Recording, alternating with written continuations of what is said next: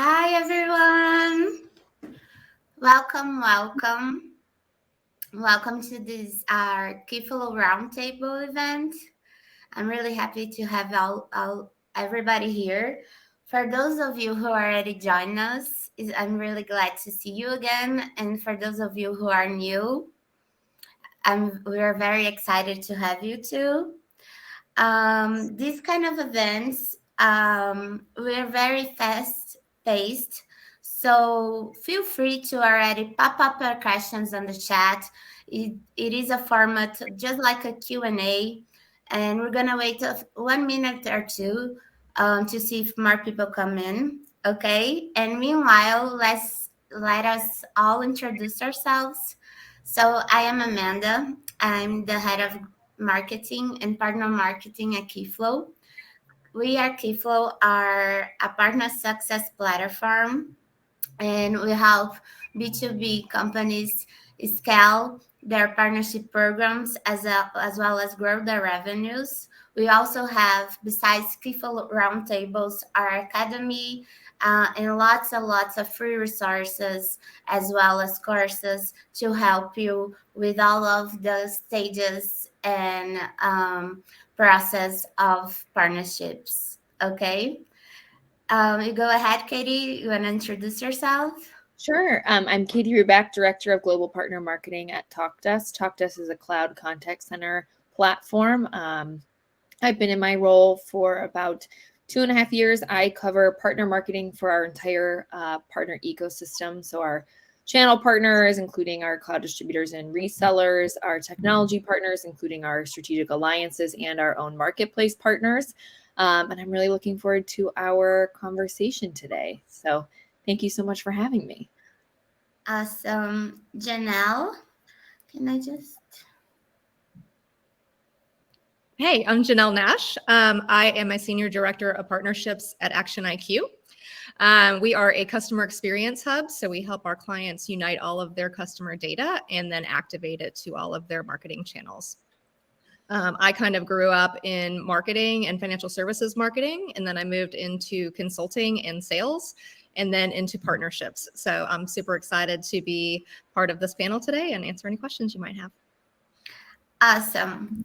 While people are still connecting with us, I think we can start off just starting our main theme right today is about partner marketing.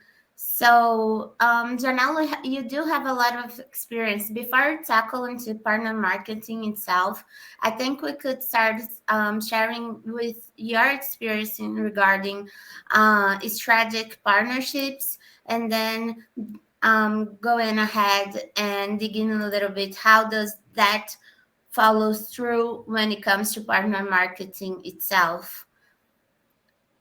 Sure. So I manage most of our consulting partners at Action IQ, as well as one of our technology partners, Snowflake. So what we look for in a strategic partner is a company that can provide some sort of value that's associated with our company, and traditionally something that we don't do. So, at Action IQ, we are doing all of this data work and we're helping our clients activate on that data. We've got teams that certainly can implement our platform, but what we don't have are teams that can strategically think about the change associated with those platform purchases. What are the kind of advanced use cases that these companies might need to be thinking about to really get the most value out of our platform? Are there specific analytics and things like that they might be able to get out of this as well? That isn't built into our platform specifically, that, they can tie all of their marketing data together. So we look for partners like that, that really can provide this value to our clients. And then from a marketing perspective, we really think about what are the specific topics that they might be able to cover with us. Is there an overlap in types of events that they might attend, and all those types of things where we might be able to do something together that's really going to amplify the value of both of our brands. Awesome. One thing that we did an interview with you And you mentioned a lot about joint value proposition. And of course, I think that's super important in marketing, and especially in partner marketing as well, and partnerships as an ecosystem and as a practice, right? As a channel, we want to grow together, but to develop and find that revenue stream, or to really develop that revenue stream into a point that is a win-win situation, we do need to really tangibilize that joint value proposition. So how do we do that in a way that makes sense for everybody who's involved? And I think you can really help us or share with us the way that you do that with your partners, and you do that so well. For sure. So I think, our most successful partnerships are the ones that have a specific product or service that's really associated with what we do, and it's really an offering that they only have. So when we're working with our clients and they have specific needs that either our team identifies or that they're coming to us with, saying like, hey, like I need this this identity tag, or I need this kind of product, we can say, okay, like one of our partners offers that. Here is the exact offering that they have. And this is how you can work together with them really successfully. And so not only, that's kind of like the sales side of things, but then from a marketing perspective, it's how do we package that up and how do we share that externally with the market so that, our clients understand that there's this offering, their clients understand why they're working with Action IQ, and kind of that joint value proposition for sure.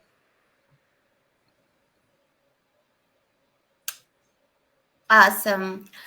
What about you, Katie? You can come in a little bit and tell us about how do you see this kind of joint proposition regarding specifically when you work with partner marketing, or when you're going to set up partner marketing campaigns, especially during those campaigns. How do you tackle those, not only to the partners involved, but also to the customers of the partners, for that you're target on, right? Yeah, so it really, for us in partner marketing, really is a driver in a lot of these conversations when you've got a new partner coming in, especially if it's, two technologies coming together for a 1 + 1 = 3 story. It's almost going back to like product marketing roots, where you need to create what's the core messaging of why our two businesses are partnering together. There's the partnership piece. Why do we have shared values? Do we have a shared mission, a shared goal? And then there's the technology piece, of course. At least for us with TalkTest, a lot of the partnerships that we've worked together and in sort of that joint value prop is we either have shared values, or we have shared values and there's an integration. There's something that's bringing our customers something new that they can do together between our two platforms.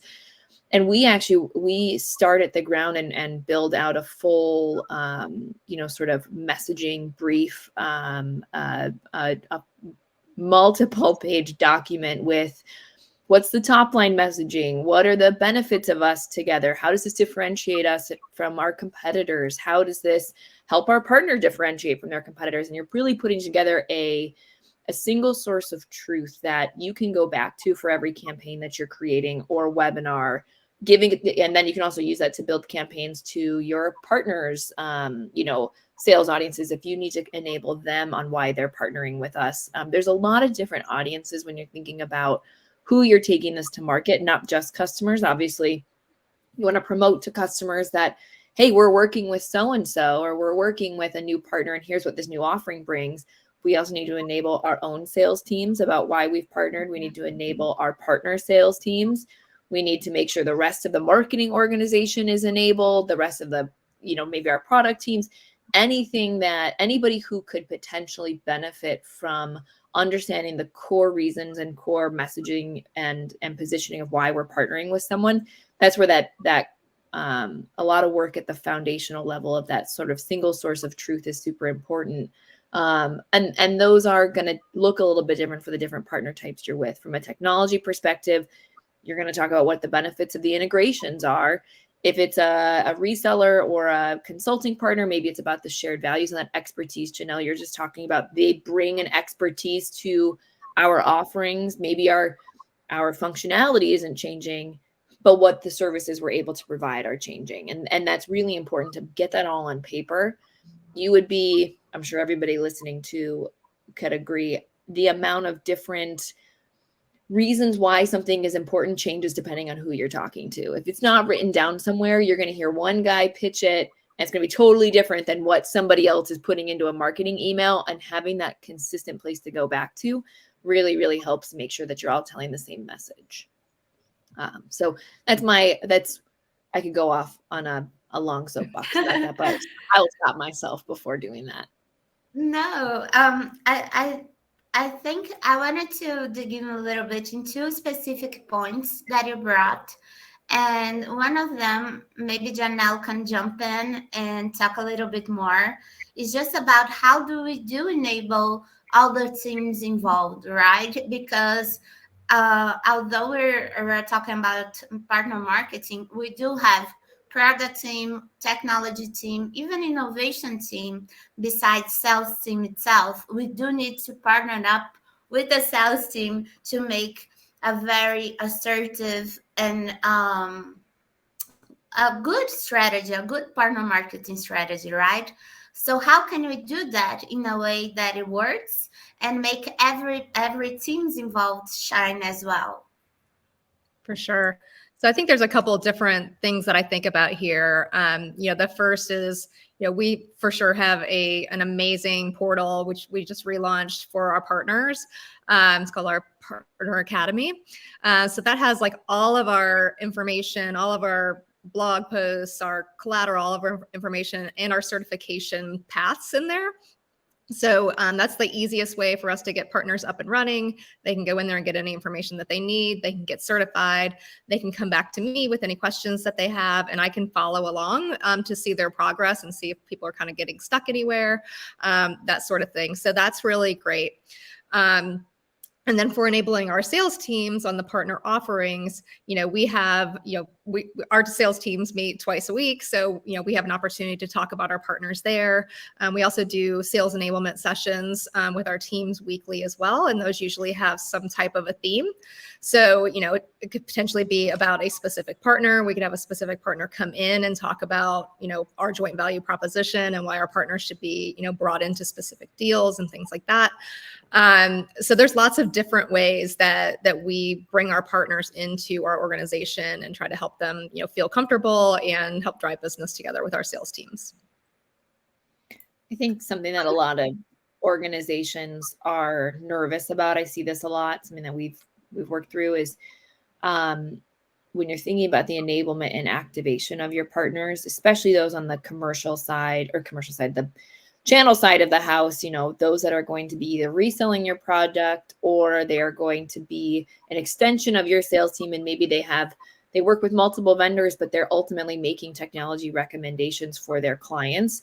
You need to enable them like you enable your own salespeople. I think there's a lot of fear still that you shouldn't be sharing everything that, you don't want to share every single thing inside your organization, but you do want to be treating your partners and their sales teams with the same amount of respect you treat your own sellers, because how could you expect them to sell effectively if you don't give them the right materials, your pitch decks, your differentiators, access to new product features. If you're, I think that's something that's so important, is making sure that we have a portal as well. And that is the lifeblood of the gateway to all of our resources, demos, trainings, marketing materials that their teams can use to promote their new offering in TalkDesk. And it's one of our executives said, I don't want to see an ounce of light between us and what our partners know about us. They need to know just as much about what makes us great as our sellers do. And sure, there's of course some proprietary information that you hold within the walls of your organization, and that remains, but it's making sure that we do a series of webinars that we call next level trainings. We put those on at least once a month, trying to always train our partners, get them excited about something new. We just are doing a new one on ChatGPT in the contact center. Next month there'll be a different topic.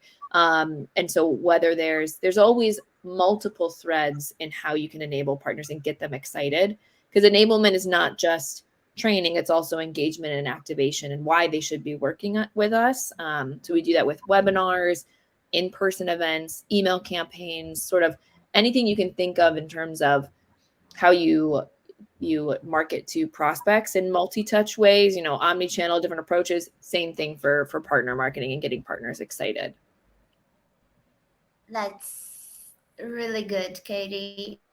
I just saw Patrick and Ignacio's question. Just before you answer those, I'd just like to see if Janelle would like to just compliment Katie's answer, which I thought it was really great. Just regarding just how to leverage all of these resources to make sure like the strategy is on track. And then of course let's dig in the questions. For sure. So, Katie, when you were saying that you wanted your partner salespeople to be like your salespeople, I immediately thought of like two of my really great partners, and I'm like, I literally could just tap one of them, and they could sell Action IQ just like my sales directors could, and that's a really amazing thing. And I didn't really think about that. So, thanks for kind of bringing that up. But yeah, it's having those enablement resources I think are so important, and especially to be able to have those on demand as well. So we've got partners that want to be able to do this, especially on the consulting side. They're very, very busy until they're not. So when they've got a little bit of bench time and they want to get certified or they want to learn how to sell Action IQ, they can just go in and do that kind of at their leisure, which I think is really helpful. Another thing that we do from an enablement perspective is we do a monthly win wire to our partners. And so we kind of highlight, a recent win, and then we talk about the partner involvement and kind of how that came to fruition, and then how the partner is going to be involved with that client, kind of that joint value prop, what they're going to be delivering, how we're going to work together. And I think that that's really interesting across all of our partners, because, the partner that was part of it is like, yes, this is really cool. Like, this is highlighting us. But then the partners that weren't involved are thinking like, okay, this is how I could potentially see success with Action IQ. Maybe I need to be thinking about things in a different light, or things like that. So I think that's been really helpful for us as well. That's really good. That these are great insights. Really good. Thank you so much. I'm gonna go with first questions first in the order, okay? So Patrick, curious on your thoughts around the priority of building a better together story, and what would that look like as a best practice in that? Is that a mixture of content with video, one pagers, enablement, decks, or is there a singular activity that you see resonating more often than others? I'm happy to jump in on my thoughts on that real fast. So depends on your organization and how organized you are. I say that because some launches, you're like, hey, we're waiting for all these contracts to sign, and it could take multiple months and you have a little bit more time. Some things pop up very quickly. So for us, we have the list of what's an absolute requirement to have a successful Better Together story launch, especially if there's us and somebody else coming together. That source document, that it's an internal document is what I'm talking about. It's something that has your top line messaging, almost again from like a product marketing perspective, like what's the value that you two bring together, whether it's a service enhancement or a product enhancement. What are the benefits they offer? What does it do? What shared values do you have? What's the positioning of it? That internal document absolutely needs to be done first. And then from a content perspective, we typically prioritize a one-pager, internal slides that can be used in sales decks. Maybe that's one slide or two slides. If it's just something from a services perspective, we might do one slide or two. If there's a whole integration to go through, maybe you create some more product specific slides that go in an appendix. But slides are incredibly important to make sure your sales team can use those, or your partner sales team can use those. So one pager and a deck that can be used customer facing. An enablement deck absolutely is included because you need to train people on what this new launch is. And then the other thing we typically do at the foundational level is a battle card. So that is another internal document that is us and this partner. What does it bring? It's really similar to that foundational positioning value prop document, but it's something that it's a little more polished. It doesn't maybe have as much marketing speak in there. It's really tight, it's really concise, and it has everything that a seller might need to look through if they're going into an opportunity that includes us and a technology partner, or they're maybe about to work with a consulting partner. So those 4 things are always, I would say, where you start. Video, if you have the video resources and can get a video ready at your launch, incredible. Video usually comes secondary in my experience, just because video might take a little bit longer. And do you necessarily need that to launch? Maybe not. But those core assets are definitely what you need to at least get out the door with a strong first foot, and then video, customer stories come later. That's my hot take. Janelle, I'm curious your thoughts. Well, it sounds like you guys might be a little bit more, I don't want to say more organized than we are, but probably just a bigger, more mature company. So I think that we probably are a little bit more nimble in our approach to those types of things. So certainly we have, the one pagers and the decks and things like that. But I agree with you, like the case studies and the video and those sorts of things would definitely come later. But we have a team that is like just super, super involved with each other too. So, my sales reps are not afraid to just hit me up on Slack and say, hey, I've got this thing. Can we talk about it? And what I'm starting to see more and more is it's not just one partner that we're talking about. So we've got an ecosystem of, I don't even know how many partners, probably between 30 and 50. And, depending on what client we're talking to or what, marketing event we're doing, sometimes there can be 3 to 5 partners in there, and we're all working together to create kind of something together. So it's not always as easy as just having one joint value prop, because it could be multiple, and it could be how do these 3 to 5 companies all work together with us, and sometimes that takes a little bit more of a conversation than just like a piece of digital paper, I guess. No, you're so right. I mean, and often there are trilogy plays or multiple things, multiple people being in one. And I think, and you're right, we've definitely have a good amount of processes that we need to follow at my organization, but I still, having those source documents, and it's just a single source of truth, helps us move faster to say, okay, the benefit of us and this customer or this partner is these advantages. We've got them for this. Great. Let's put them together. I think we went through some really serious growing pains where everything was stored in folks' heads. And then we got to a size where it was so hard to track down where things lived. And then we found out they lived in folks' heads or in private drives. And so we had to get them all on paper just so it was like documented somewhere, and that helped us move faster. So, but I do know that too. I mean, that's also the nature of partnerships, is that things move very fast and there's great opportunities and you don't want to miss out on them. Yep, for sure. That's super true. Just because regarding our time, I think we can move on to our next question. For Ignacio, what's the biggest challenge or challenges for partner managers this year? What are your thoughts about that? Janelle, I'm going to let you take that one. Yeah. You are more of a partner manager than I am. I have a partner marketing perspective, but I'll let you go first. I think it's really, the market has slowed down a little bit. And so I think it's really figuring out kind of where to spend your calories. So which partnerships are actually working the best, which are the closest to like generating pipeline for your company.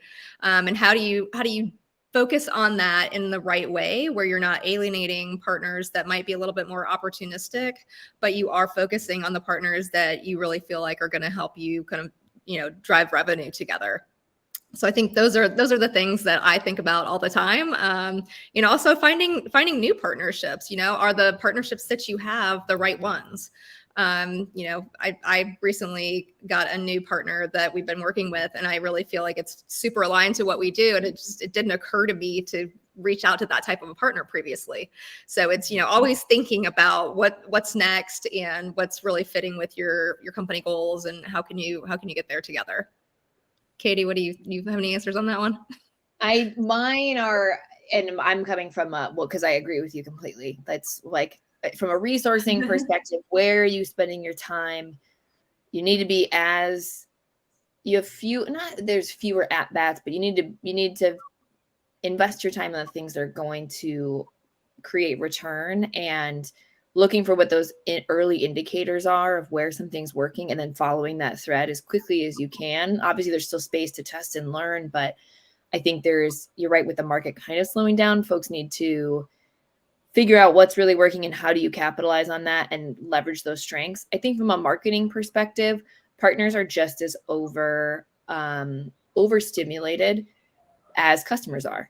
So trying to reach partners with our value prop of why they should be selling us, why they should be recommending us, why they should be working with us, we're having to be just as creative as the direct folks in marketing or sales are to try and grab attention or get partners to come to our events. And that's something I think that's not just a partner marketing thing, that's a marketing challenge in general, is digital fatigue, trying to do events or things that are cost effective because everybody is looking at budgets and tightening belts. So trying to make the biggest bang for your buck, getting people to attend, and then having that be memorable so they continue to work with you. I think that's definitely, again, that's not a unique to partner marketing. I just think that is not something that partner marketing is excluded from because of the market that we're sort of in.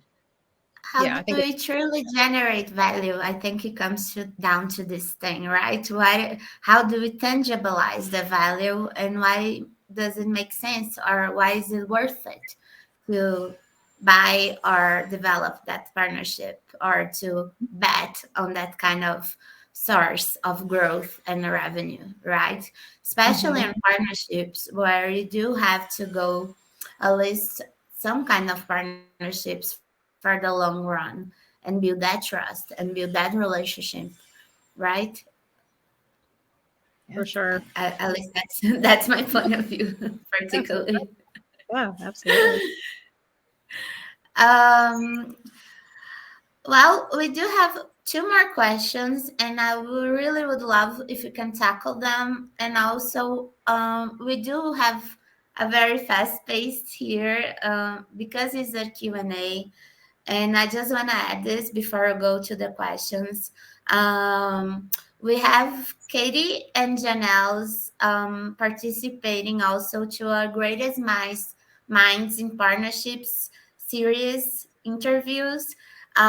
It's still We're still gonna publish those, so be aware of this. We're gonna promote and everything, and of course, if you are available, I would love for another topic or in another time to have you both again, so we can stretch a little bit more and maybe dig in a few topics that we got to talk about, but not deepen.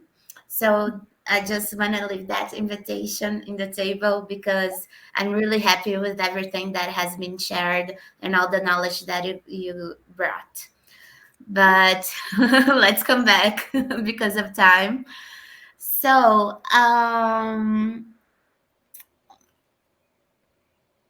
let's see here. How do you strike a balance between making sure that the other teams are all enabled versus oversharing, giving them the autonomy to create their own resources?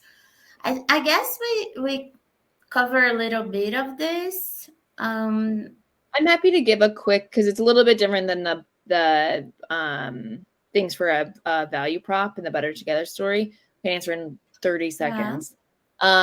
I think the balance part, the enabling partners is like enabling a sales team, and thinking about it with that same cap on, that your sellers have a lot of things going on. So you need to give them smaller volumes of information in more concise formats. They just need your corporate deck, a few slides, start small. And then if they ask for more, great, work on what they're missing, rather than here's a 40-page slide deck, go use it. They're probably not going to go through and figure that out. You need to tell them what the like minimum viable product is for them to go to market with. And then if they're like, I really need this, or I'm getting a lot of questions here, take that feedback.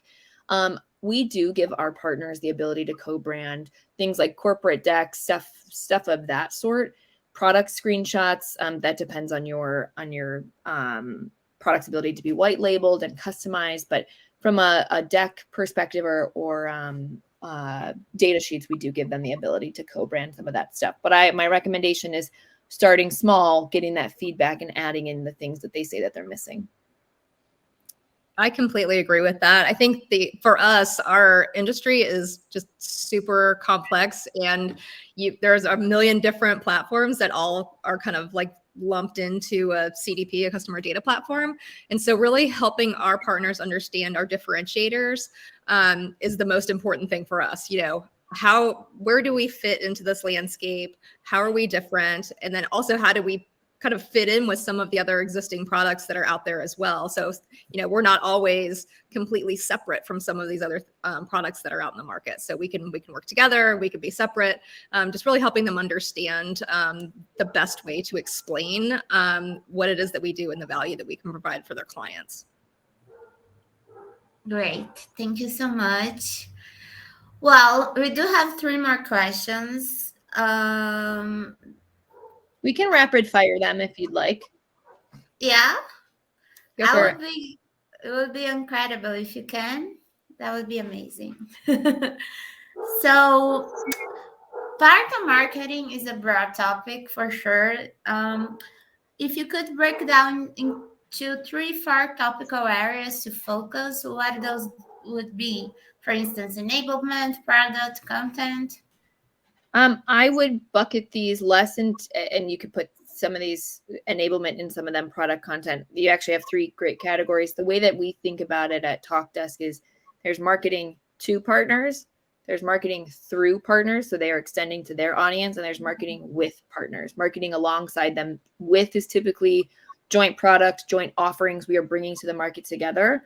Marketing to partners is enabling partners, trying to get them to recommend our organization and our company, getting them to work with us more.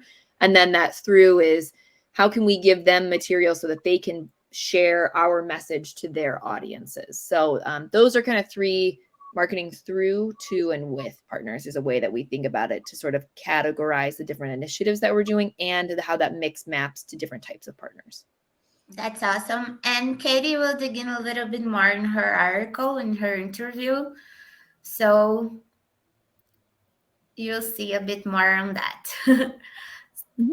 Second question, what are key focus areas for doing analytics to measure performance or success of partner marketing? Ooh, that's a good question.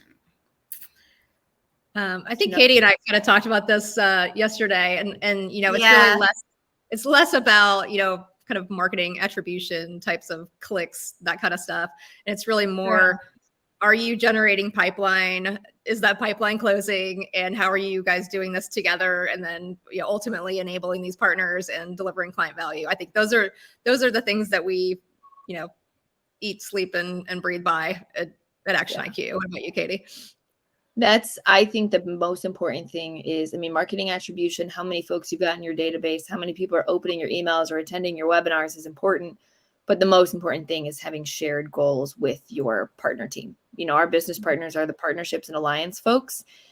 Their source pipe numbers are our source pipe numbers. Their closed won numbers are closed one's really more on the partnership side of the house, but their influence pipe numbers are ours. We don't have different goals from them. We might have a few things of, we want to deliver certain amounts of engagement digitally. Yes. But at the end of the day, my number one goal is driving the same amount of source pipe from partners that my channel and alliance directors have, so that we're all marching towards the same goal together. And having different goals just creates sort of some splintering between what we're focused on versus what they're focused on. And we're all trying to help each other drive the success of these partnerships. So I think that's a really important way to think about it. Totally agree. And finally, how do you keep partnership programs simple and straightforward? And how do you handle partner agreements? Do you have standard legal agreements? I think it's a very dense team. Janelle can take that one too. we for sure have standard legal agreements, and those are really easy to manage. So we've got a legal team, and we've got an easy way to submit those requests. So that's super easy and straightforward for my side. How do you keep partnership programs simple and straightforward? I don't know if there's an easy answer to that. I think we kind of split our team into kind of consulting partners and technology partners, but we're starting to actually overlap that a little bit so that people are not kind of limited in their scope of knowledge on how to work with all types of partners. So I think that it's really these teams are they're small typically, and we are trying to do everything that we can to help drive revenue for the company. So we're all kind of doing everything and just really trying to make it work, and at least at Action IQ. How about you, Katie? I think definitely standard legal agreements. The amount of cycles that were, when I came on to talk to us, they were changing from sort of custom to more standard. Well, they had standard, but people were still allowed to redline. It's standard is definitely the way to go. And then I do think that understanding the different types of partners that you have and what their goals are is really important, at least from a foundation perspective. You can have folks maybe, between consulting and technology, there's some overlap there. But for us, we've got 4 pillars of our partner ecosystem, and they all have different motions and they all have different goals. From our channel partners like resellers and cloud distributors, they're really we focus on activating them to source more business. From our technology partners and our marketplace partners, it's really about how can our systems work together to influence more business to close. So it's from a simplicity, that is a really big question. It is always complex. It's tough, but I think it's trying to put folks in buckets when you can, especially as you're building, to create consistency, to set precedents and stick to those. And then as you have outliers, you can handle those. But if you start treating every partner as an outlier, all of a sudden your 50 partner ecosystem is 50 different partner types. And that's not, you want to have like, okay, you're in this partner bucket. You're probably going to operate like this. We can handle some one-off things, but I'm not creating every exception. I'm not allowing every exception that comes from that. So I think that's kind of important, is creating some of that consistency between them with some flexibility too. Again, that's not a simple answer. It's not. Oh, Katie and Janelle, thank you so much for your time and for sharing so much knowledge. You were amazing. Also, I'd like to thank everybody who came. Stay tuned for Katie and Janelle's articles. It will be a lot of great knowledge there as well. And I hope to see you in another opportunity. Thanks again. Thanks so much for having us. Been fun. Bye-bye. Bye, guys. Thank you. Thank you.